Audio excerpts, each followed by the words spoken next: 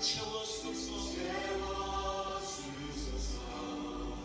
주의 사랑을 진정한 찬양 드릴 수 있도록 주께 가까이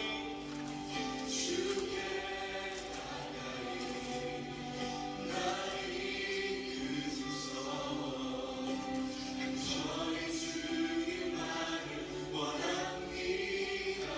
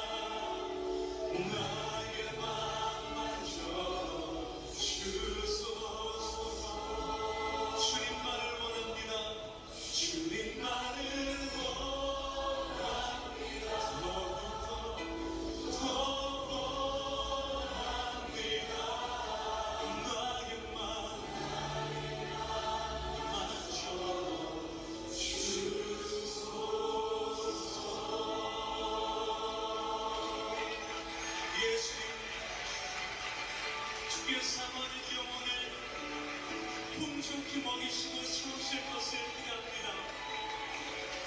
주님 그렇게 하실 주님을 기대하며 찬양합니다. 할렐루야 할렐루야 아멘 할렐루야. 주님을 기대합니다. 주님을 기대합니다. 아멘 할렐루야 아멘.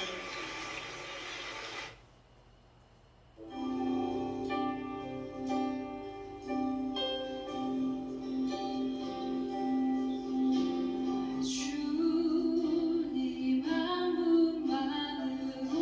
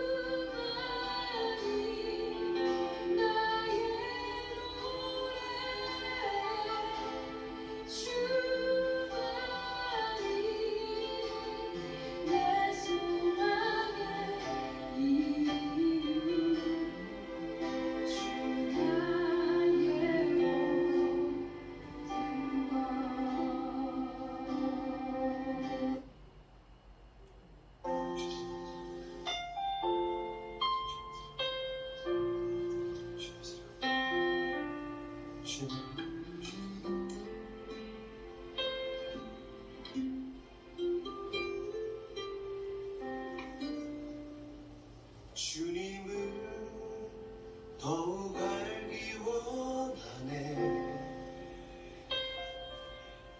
나 주님을 더욱 알기 원하네. 내 마음 다해 내 평생의 소원 내 주님 한 분만 간절히 알기 원하네. 내 평생의 소원 내 마음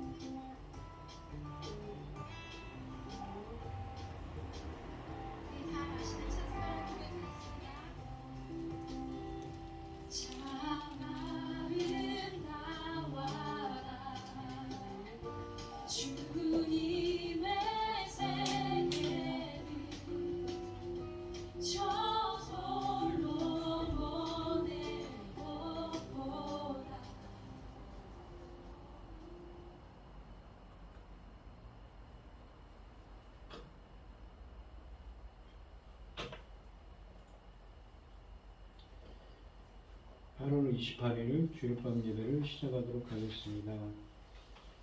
사도신경 하심으로 신앙 고백하시겠습니다. 전능하사 천지를 만드신 하나님 아버지를 내가 믿사오며 그 외아들 우리 주 예수 그리스도를 믿사오니 이는 성령으로 잉태하사 동정녀 마리아에게 나시고 본디오 빌라도에게 고난을 받으사 십자가에 못 박혀 죽으시고 장사한 지 사흘 만에 죽은 자 가운데서 다시 살아나시며 하늘에 오르사 전능하신 하나님 우편에 앉아 계시다가 저리로서 산자와 죽은 자를 심판하러 오시리라. 성령을 믿사오며 거룩한 동네와 성도가 서로 교통하는 것과 죄를 사하여 주시는 것과 몸이 다시 사는 것과 영원히 사는 것을 믿사옵나이다. 아멘. 찬송가 324장을 하시고 고현희 집사님 기도해 주시겠습니다. 324장입니다. 예수 나를 오라 하네 예수 나를 오라 하네 어디든지 주를 따라 주와 같이 가려네 주의 인도하심 따라 주의 인도하심 따라 어디든지 주를 따라 주와 같이 가려네 겟세마네 동산까지 주와 함께 가려 하네 피땀 흘린 동산까지 주와 함께 가려네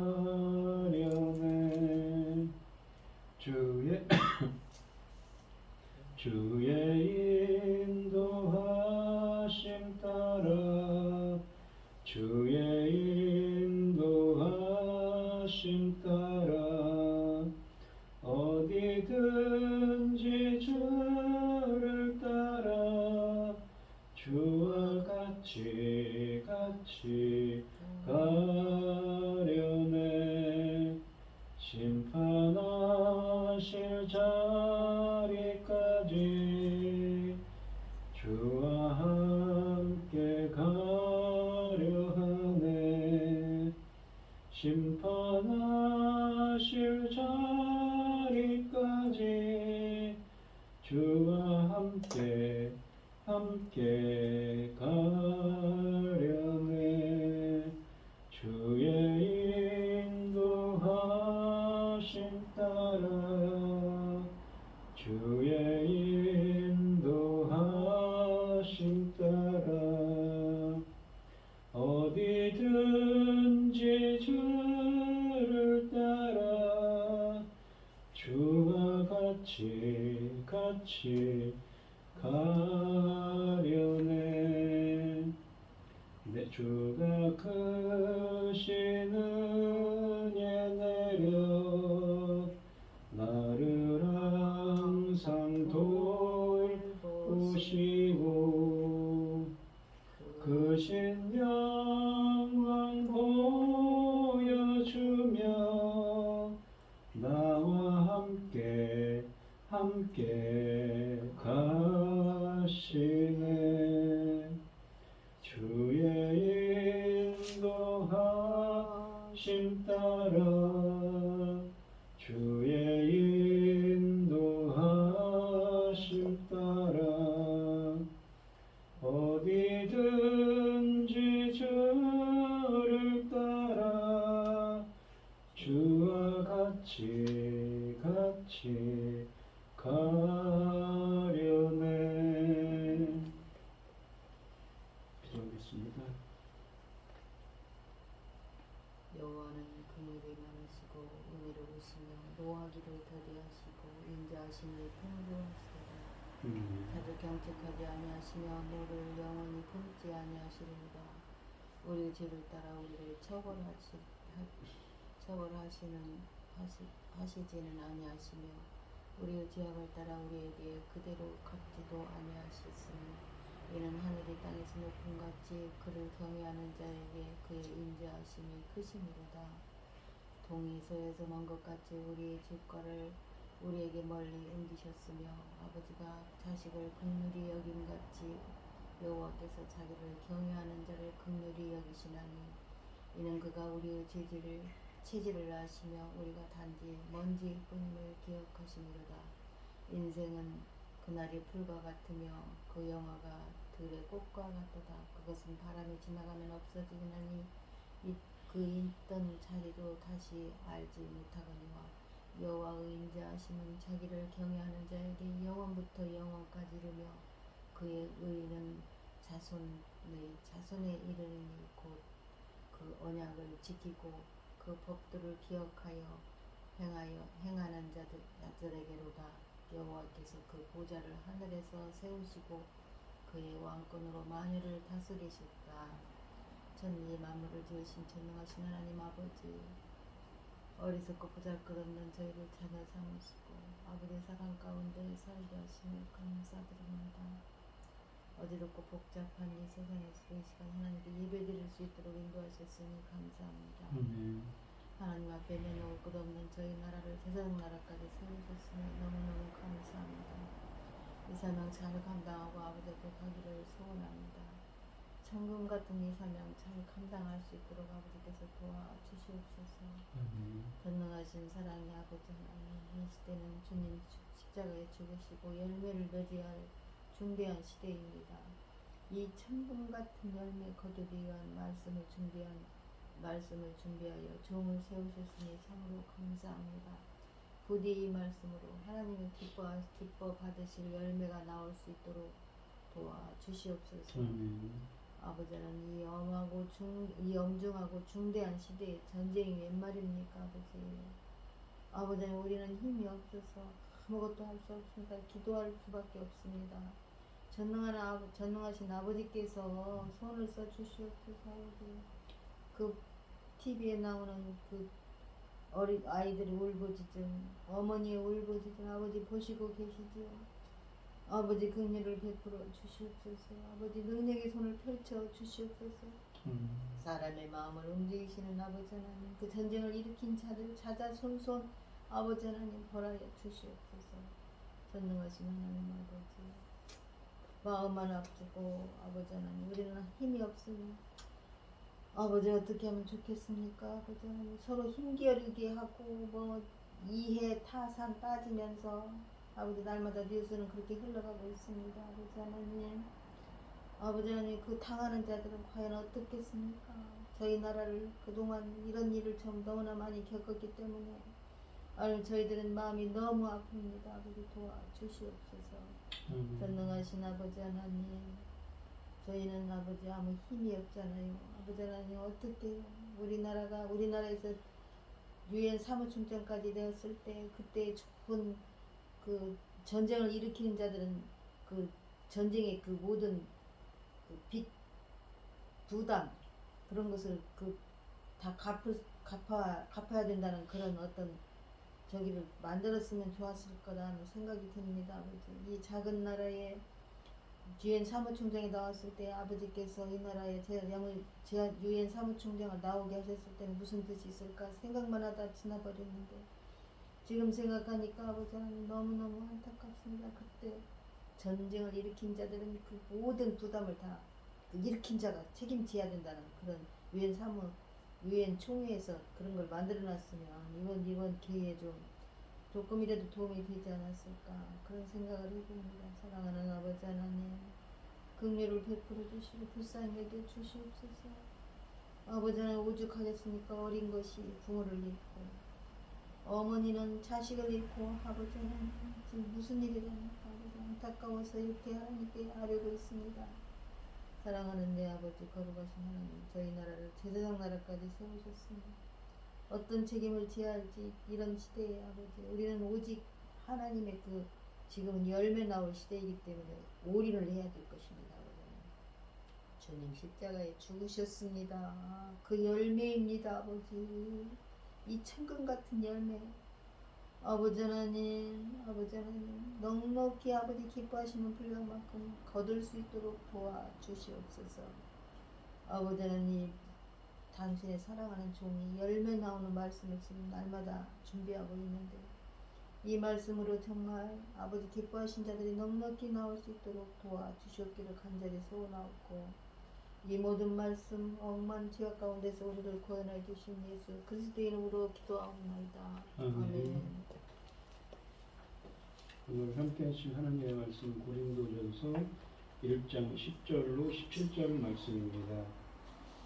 고린도전서 1장 10절로 17절입니다. 교독을 하도록 하겠습니다. 제가 먼저 읽겠습니다. 형제들아 내가 우리 주 예수 그리스도의 이름으로 너희를 권하노니 모두가 같은 말을 하고 너희 가운데 분쟁이 없이 같은 마음과 같은 뜻으로 온전히 합하라. 내 형제들아 글로의 지편으로 너희에게 대한 말이 내게 들리니 곧 너희 가운데 분쟁이 있다는 것이라.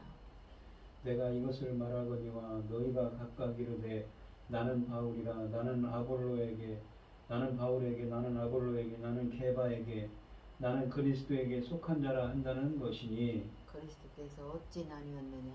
바울이 너희를 위하여 십자가에 못 박혔으며 바울의 이름으로 너희가 세례를 받았느냐.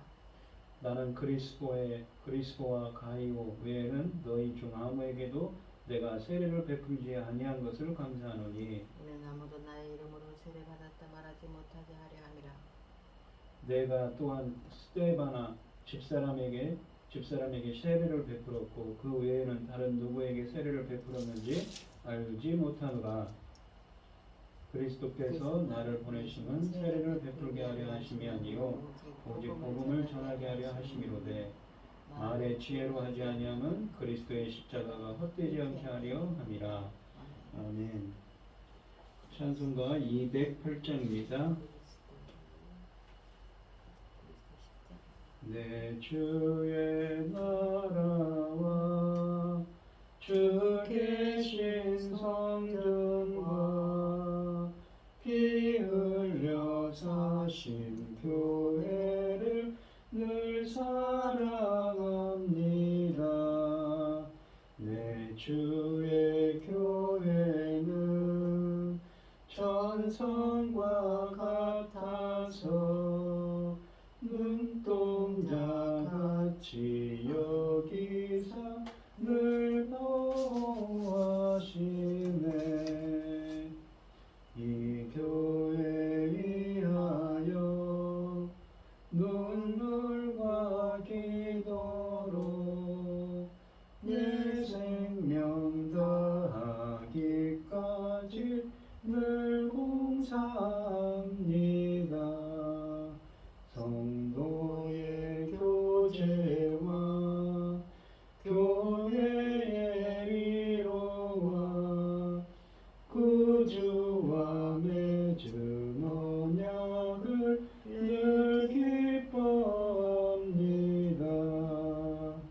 하늘의 영광과 베푸신 은혜가 진리와 함께 영원히 시온에 넘치네. 아멘. 오늘 함께 하실 하나님의 말씀의 제목은 같은 마음과 같은 뜻으로 온전히 합하라입니다. 이 고린도전서를 시작하면서 바울은 고린도 교인들 사이에 분열이 생겼고 그 분열이 서로 다른 사역자들, 특별히 바울과 아볼로, 베드로인 게바의 영향으로 자라났음을 알고 있다고 고린도 교인들에게 알리고 있습니다. 바울은 그리스도께서 결코 나눌 수 없는 분이기에 그리스도의 몸을 나누는 고린도 교인들의 파벌을 질책하고 주 안에서의 연합을 호소하고 있습니다. 바울의 근본적 목적은 세례를 베푸는 것이 아니라 예수 그리스도의 복음을 선포하는 것입니다. 10절 말씀을 보시면 형제들아 내가 우리 주 예수 그리스도 이름으로 너희를 권하노니 모두가 같은 말을 하고 너희 가운데 분쟁이 없이 같은 마음과 같은 뜻으로 온전히 합하라 라고 되어 있습니다. 고린도 교회가 아직 완전히 갈라진 것은 아니지만 분파주의자들의 이 쟁론으로 시끄러운 상태에 있었음을 보여주고 있습니다. 여기 형제들이라는 표현은 모든 그리스도인들이 하나님의 가족이라는 사실을 강조합니다. 신자들은 육신의 혈통으로 맺어진 형제 자매보다도 훨씬 더 깊은 유대감을 나눕니다. 바울은 제2차 전도여행 때 고린도의 교회를 설립했습니다. 그리고 그가 떠난 지 1년 반 만에 분쟁과 분열이 일어났으며 일부 교인들은 부도덕한 생활로 빠져들고 말았습니다. 바울은 이러한 문제들을 분명히 밝히고 옳고 그름에 대한 혼란을 바로잡으며 그들 가운데 뿌리내린 부도덕을 제거하기 위하여 이 서신을 써서 보냈습니다. 바울은 1장 1절에서 자신이 밝히듯이 사도이기 때문에 주 예수 그리스도의 이름으로 권할 수 있는 권위가 있습니다. 하지만 그 권위에 대해 일부에서 아마도 거짓 교사들이 이의를 제기하고 나섰습니다. 그래서 바울은 이 고린도 전후서에서 이 후반부에서 자신의 사도권에 대해 좀 더 자세히 설명하고 있습니다. 사실상 바울은 자신의 권위가 아닌 주 예수 그리스도의 권위를 근거로 그들에게 호소합니다. 예수 그리스도야말로 그들을 위해 대신 죽으신 분일 뿐만 아니라 그들이 경배한 유일한 대상입니다. 바울은 그저 고린도 성도들에게 분쟁이 없이 지내라고 말했을 뿐입니다. 그는 교회의 일부 성도들을 통해서 이런 분쟁들에 관한 소식을 전해 들었습니다.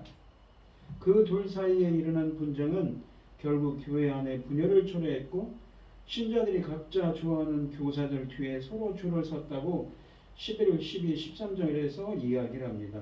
그래서 바울은 본문에서 신자들에게 성도들에게 다 같은 말을 하고 분쟁이 없이 같은 마음과 같은 뜻으로 온전히 하라고 간절히 호소하고 있습니다. 바울이 여기서 요구하고 있는 온전히 합하다라는 말의 의미는 모두 천편일률적으로 똑같은 모습을 하라는 뜻이 아닙니다. 오히려 그는 분쟁을 뒤로하고 진정으로 중요한 것에 초점을 맞추는 모습을 원했습니다. 그가 생각하는 진정으로 중요한 것은 주 예수 그리스도와 복음의 빛을 어두운 세상 속에 가져가는 그들의 사명이었습니다. 내부적인 분열은 불화와 반목을 일으킬 뿐만 아니라 복음을 가로막고 바깥에 있는 세상 사람들에게 교회가 손가락질과 조롱을 당하는 결과만을 초래할 뿐입니다. 11절 말씀을 보시면 내 형제들아 글로에의 지편으로 너희에 대한 말이 내게 들리니 곧 너희 가운데 분쟁이 있다는 것이라 라고 되어 있습니다. 이 글로에라는 사람에게 들었는데 이 고린도 교회에 이 분쟁이 있다는 소식을 들었습니다. 어디서 들었습니까? 에베소에서 들었지요. 10절에서 바울이 분쟁이 없이 같은 마음과 같은 뜻으로 온전히 합하라 라고 말한 이유를 11절부터 설명을 합니다. 글로에라는 이름의 여성이 누구인지에 대해서는 알려진 바가 없습니다. 글로에가 신자였는지 알려져 있지 않지만 그 집에 속한 사람들 중에 일부는 신자였습니다. 바울은 에베소에서 이 서신을 집필하고 있었는데 글로에는 에베소와 고린도를 왕래하며 집안의 일을 처리하는 일을 하고 있었을 것입니다. 고린도에 갔을 때 고린도 교회에서 진행되고 있던 일들에 대한 소문을 듣고 돌아와서 바울에게 그 소식을 전해주었던 것이지요. 이런 문제는 해결되어야 했고 그래서 바울이 이와 같이 훈계조의 서신을 그들에게 써 보낸 것입니다. 바울에게 전해진 소식은 고린도 교회에 주어진 하나님의 은혜, 4절에서 이야기하는 그 은혜가 깨진 것입니다. 그리고 6절에 보시면 하나님의 은혜를 통해 이 신앙이 풍족하게 되었는데 그것도 깨졌고 그리스도의 증거가 6절에 보면 그리스도의 증거가 확립되고 예수 그리스도의 다시 오심을 7절에서 기대해야 했는데 이러한 것들이 굳게 주어졌음에도 불구하고 고린도 교회는 스스로 이러한 은혜를 망가뜨리고 있었습니다. 교회 내에 분쟁이 일어난 것이지요. 12절을 보시면 내가 이것을 말하거니와 너희가 각각 이르되 나는 바울에게, 나는 아볼로에게, 나는 게바에게, 나는 그리스도에게 속한 자라 한다는 것이다. 한다는 것이니 라고 되어 있습니다. 고린도 교인들이 서너 개의 파벌들로 나뉘어져 각각 바울, 아볼로, 게바라는 것은 바울이 이 베드로를 보통 그의 아람어 이름으로 게바로 지칭했습니다. 게바라는 이름은 베드로, 사도 베드로를 의미하지요. 이렇게 바울, 아볼로, 게바 그리고 그리스도에게 속한다고 주장하였습니다. 아볼로라는 사람은 알렉산드리아 출신으로 대단한 성경 지식과 수사적 능력, 그러니까 말을 잘한다는 얘기지요. 수사적인 능력을 가진 사람이었습니다. 브리스길라와 아굴라로부터 가르침을 받은 후 그리스도를 이 고린도를 방문하였습니다. 그 이야기가 사도행전 18장 24절로 19장 1절에 쓰여져 있습니다. 철학과 수사학을 자랑하던 고린도의 전통을 이어받아 성령의 영감으로 주어진 지식과 언변에 대해 열광하던 고린도의 그 그리스도인들은 이 아볼로를 선호하고 그들이 글로 쓸 때와는 달리 실제 선교할 때는 별로라고 평가했던 바울을 무시했던 것이지요. 그러한 이야기가 고린도후서 10장 10절, 11장 6절에 나옵니다. 또 다른 한편은 뒤에 이 8장부터 10장까지 해서 약한 자들이라 칭해진 사람들로서 특정 음식을 삼가 규칙 등을 강조한, 그러니까 특정 음식을 먹지 않는 음식을 그러한 규칙들을 강조한 베드로의 가르침을 선호한 사람들이었습니다. 이 아볼로파와 게바파에 대응하여 일단의 고위 고린도인들은 그들의 원래 사도였던 바울의 가르침에 충실하여야 한다고 주장했습니다. 그래서 이들은 바울에 속한 사람, 바울파지요. 그러나 또 일단의 그리스도인들은 바울, 아볼로, 게바 등 인간들의 가르침에 얽매일 필요 없이 성령을 통하여 직접 부활하신 주 예수 그리스도와 교제하고 있다고 주장하고 있는 사람들도 있었다는 것이죠. 그들이 바로 그리스도파였다는 것입니다. 그리스도에 속한 자들이라고 주장하는 사람들이지요. 13절에 보시면 그리스도께서 어찌 나뉘었느냐, 바울이 너희를 위하여 십자가에 못 박혔으며 바울의 이름으로 너희가 세례를 받았느냐라고 되어 있습니다. 이 구절은 사람에게 초점을 맞추기 때문에 일어난 분열인 불일치가 문제라는 것을 지적합니다. 인간에게 초점을 맞추는 것은 참을 수 없는 일이며 베드로나 아볼로를 비방하지 않기 위해서 바울은 자신을 예로 제시합니다. 바울은 일련의 수사적인 질문들을 던집니다. 먼저 그리스도께서 나눠질 수 있는지 묻고 있습니다. 이것은 이것은 교회가, 그러니까 교회라는 건 그리스도의 몸인 교회가 싸우고 분쟁할 때 어떤 일이 일어나는지 생생하게 보여주는 모습이라고 할 수 있습니다. 그리스도는 한 분이십니다. 따라서 교회도 하나님입니다. 그 어떤 교회도 분파를 나누어 싸워서 분열하는 일이 벌어져서는 안 됩니다. 그러고 나서 둘째로 바울은 자신이 그들을 위해 직접 십자가에 못 박혔는지 또한 묻습니다. 그 대답 또한 한마디로 아니오입니다. 오직 한 분만이 그 신자들을 위해 십자가에 못 박히셨다고, 그리고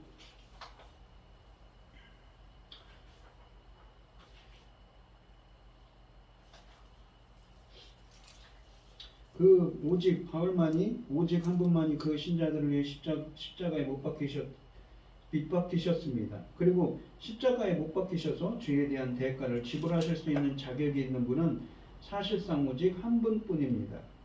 이어지는 세 번째 질문은 그 성도들이 바울 혹은 심지어 베드로나 아볼로의 이름으로 세례를 받았느냐 하는 것입니다.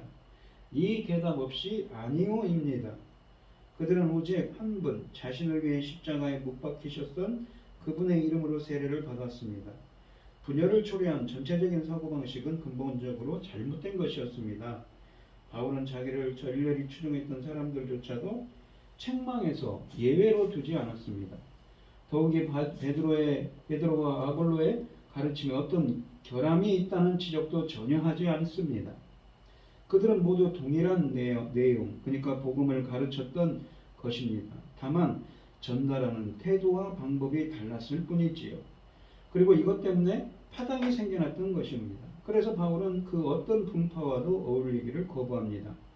그런 식의 번열은 중단되어야 마땅했던 것이지요. 14절로 16절에 보시면 나는 그리스보와 가이오 외에는 너희 중 아무에게도 내가 세례를 베풀지 아니한 것을 감사하노니 이는 아무도 나의 이름으로 세례를 받았다 말하지 못하게 하려 함이라. 내가 또한 스데바나 집 사람에게 세례를 베풀었고 그 외에는 다른 누구에게 세례를 베풀었는지 알지 못하노라 라고 되어 있습니다. 이 13절 말씀에 나오는 수사적인 질문 가운데 바울의 이름으로 너희가 세례를 받았느냐라는 질문과 관련해서 바울은 고린도에 있는 소수의 사람들에게 자신이 세례를 준 일이 있음을 부연하고 있습니다. 고린도 교인들의 세례에 대한 잘못된 이해는 바울이 그리스보와 가이오에게만 세례를 준 것을 감사하게 만듭니다. 바울은 사람들이 자신의 이름으로 세례를 받았다는 것을 자랑하지 않게 제한된 사람들에게만 세례를 베푼 것을 감사한다고 15절에 말합니다. 이 자랑은 그리스도께서 신자들을 위해 죽으셨고 따라서 모든 영광이 인간이 아니라 그리스도께 돌려져야 하므로 우스꽝스러운 것입니다. 바울은 자신에게 세례를 받은 사람을 더 생각해 스데바나 집 사람들도 세례를 주었음을 기억합니다. 스데바나와 그 집 사람들은 16장 15절에 다시 나타납니다. 그들은 아가야에서 처음으로 개종한 사람들이었는데 고린도 교인들은 스데바나에게 순종하라는 명령을 받았습니다. 그는 분명히 교회의 지도자로서 중요한 역할을 했던 사람이었습니다. 고린도전서 16장 17절을 보면 스데바나는 바울을 방문한 대표 중에 있었습니다. 바울은 그리스보와 가이오에게만 세례를 베풀었다는 말로 시작하지만 스데바나와 그 집의 사람들을 포함한다고 16절에 말합니다. 다른 사람들에게 세례를 주었는지 기억할 수 없다고 고백합니다. 바울은 세례를 베푼 사람은 전혀 중요하지 않다고 말하는 것이지요. 그러나 고린도 교인들은 세례를 준 사람에게 주목하면서 세례의 진정한 중요성을 놓치고 있었던 것입니다. 17절에 보시면 그리스도께서 나를 보내심은 세례를 베풀게 하려 하심이 아니요 오직 복음을 전하게 하려 하심이로되 말의 지혜로 하지 아니함은 그리스도의 십자가가 헛되지 않게 하려 함이라 라고 되어 있습니다. 바울은 그리스도께서 나를 보내심은 세례를 주게 하려 하심이 아니라고 말하고 있는데 이것이 그 세례의 중요성을 경시함을 뜻하는 것은 아닙니다. 오히려 자신의 은사가 설교에 있으며 따라서 오직 복음을 전하게 하려고 그리스도께서 자기를 보내셨다는 사실을 지적하는 것이지요. 그의 주된 사역은 말씀을 선포하는 일입니다. 하지만 복음의 선포조차도 분열의 씨앗이 될 수 있습니다. 실제로 이런 일이 이미 고린도 교회에서 일어나고 있었습니다. 그곳의 성도들이 각기 다른 이유들을 대면서 각각 다른 설교자들의 이 뒤에 가서 줄을 서는 사태가 벌어졌던 것입니다. 그래서 바울은 자신도 다른 사도들이나 설교자들도 말의 지혜로 설교하는 것이 아님을 분명하게 밝히고 있습니다. 바울은 복음의 메시지를 제시할 때 헬라인들이 그토록 감탄하고 칭찬하는 수사적인 논법이나 철학적인 논법을 의존하지 않았습니다. 그러니까 말의 지혜라는 것은 그 사람들이 말하는 그 말의 지혜인 것이죠. 사람의 생각인 것입니다. 그러니까 무엇입니까? 바로 이 사도들은 성경을 썼기 때문에 성령의 감동으로 이야기를 하는 것이죠. 그런 방법들을 의존할 경우 메시지도 그리스도의 십자가도 그리고 그 십자가의 능력도 모두 뒷전이 되고 사람들의 관심이 그리스도 안에 있는 구원의 메시지보다 그것을 전하는 설교자들의 언변에 온통 쏠릴 수 있었습니다. 교회 안에서 거행되는 그 어떤 의식이나 예배도 어떤 특정 인물과 연관되어서는 안 됩니다. 그럴 경우 한쪽만 편애하는 방향으로 흐를 수가 있는 것입니다. 이런 모든 요소들의 힘을 불어 넣어주시는 것은 설교자의 지혜나 인격이 아니라 십자가뿐인 것이지요.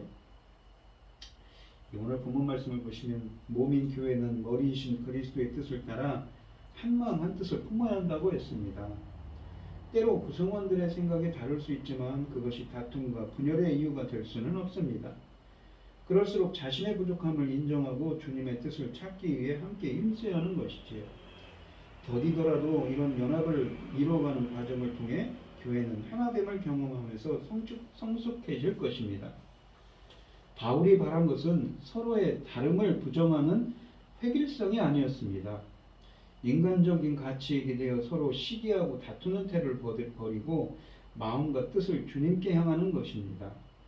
주 안에서 서로 형제임을 기억할 때 다툼과 분열은 사라지고 진정한 화목과 화평이 임할 것입니다. 또한 두 번째로는 누구에게 세례를 받은 것은 중요치 않습니다. 세례를 통해 그리스도와 내가 연합한 사실이 중요하다고 합니다. 우리가 하나님의 백성이 된 것은 복음을 전해준 사람이나 세례를 베푼 사람의 권위 때문이 아니라 그리스도의 십자가의 능력 때문입니다. 오직 그리스도의 주 되심만 드러내는 우리가 되어야 되겠지요. 또한 바울이 전한 복음의 정수는 그리스도의 십자가에서 드러났습니다. 바울은 당시 철학자들의 수사적인 언변으로 복음을 치장하지 않았습니다. 사람의 언변이 복음의 진수를 가릴 것을 알았기 때문입니다. 그리스도께서 십자가에서 보여주신 복음은 그 자체로 진리의 빛을 말합니다. 그러니 화려한 언변이 아니라 단순하고 명료한 접근도 필요한 것이지요. 그래서 우리는 오직 십자가의 복음만 자랑하고 오직 그리스도만 주로 따르는 여러분들이 되시기를 축원드리겠습니다. 기도하겠습니다. 하나님 아버지 감사합니다. 오늘 본문 말씀에서 고린도 교회에 많은 문제가 있기 때문에 이러한 파본주의 때문에 바울은 그것을 바로잡기 위해 이렇게 서신을 씁니다. 바울의 말처럼 우리들도 한마음 한뜻이 되어서 온전히 한마음 한뜻으로 온전히 합할 수 있도록 서로서로 배려하고 서로서로 사랑할 수 있는 주님의 은혜와 감사와 화평이 넘치는 삶이 될 수 있도록 인도하여 주시옵소서. 이 모든 말씀 거룩하신 예수 그리스도의 이름으로 기도드리옵나이다. 아멘. 찬송가 210장입니다.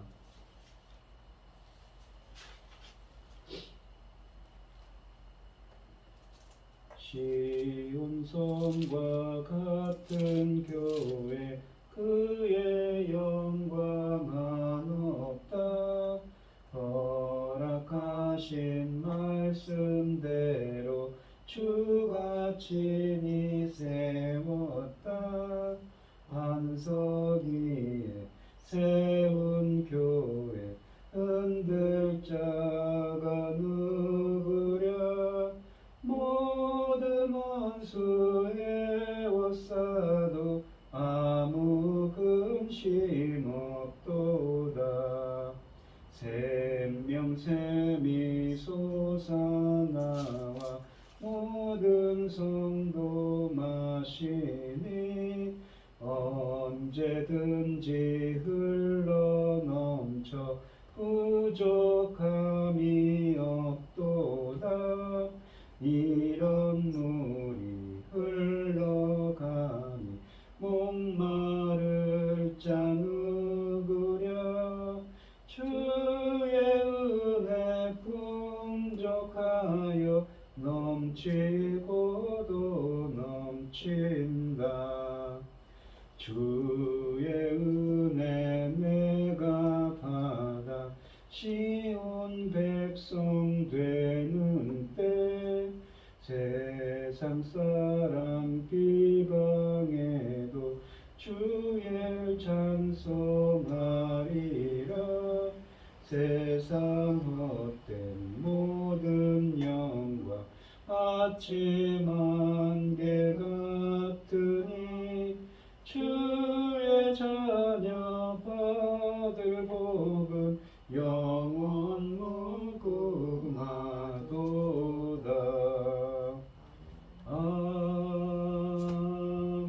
아멘. 축도하심으로 오늘 예배를 마치겠습니다. 이제는 주 예수 그리스도의 은혜와 하나님의 극진하신 사랑과 성령의 교통하심이 같은 마음과 같은 뜻으로 온전히 합하기를 소원하는 성도들 머리머리 위에 이제로부터 영원히 함께 있을지어다. 아멘.